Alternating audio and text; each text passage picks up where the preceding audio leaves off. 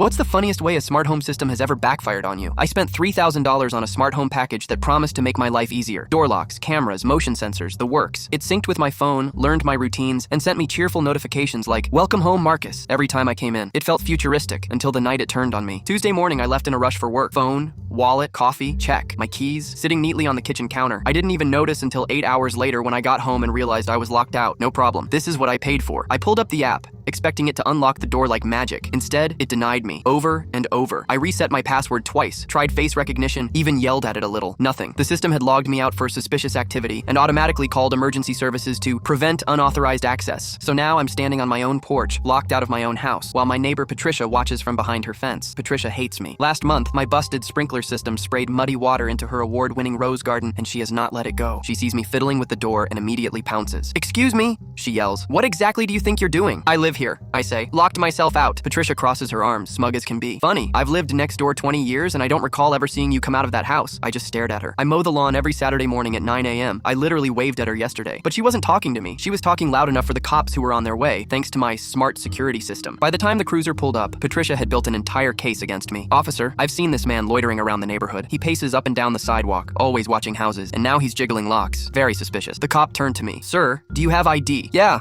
I said, reaching for my wallet. "It's got this address on it." Patricia leaned over the officer's shoulder. "Fake IDs are everywhere these days. My nephew bought one online. You should double check." The officer sighed. "Do you have proof you actually live here? Bills? Lease?" "Inside the house I'm locked out of," I said. Patricia gasped like I just confessed. "See? He admits it. He has to break in to get his so-called proof." I'm trying not to lose it. I show the cop my phone, which is full of pictures of my living room, my kitchen, even a half-painted wall from the project I'd been working on last weekend. Patricia cranes her neck to look. "Photoshop," she declares. At this point, a small audience has formed. Two teenagers on bikes are whispering and recording on their phones. An older couple walking their dog has stopped to watch. I'm standing on my porch in a full argument with both the police and a neighbor who's decided I don't exist. Finally, I say, "Look, if you'll just follow me around back, I can show you the squeaky screen door and the grill I bought last month." Patricia pipes up. Of course he knows about the squeaky screen door. He's been casing the place. The cops look tired. One radios dispatch. The other leans in close and asks, "Sir, can you call someone who can vouch for you?" So now I'm on the phone with my mom, asking her to bring over my birth certificate. She pulls up 15 minutes later, mortified, waving paperwork like she's bailing me out of jail. Patricia examines the documents like she's some kind of forensics expert.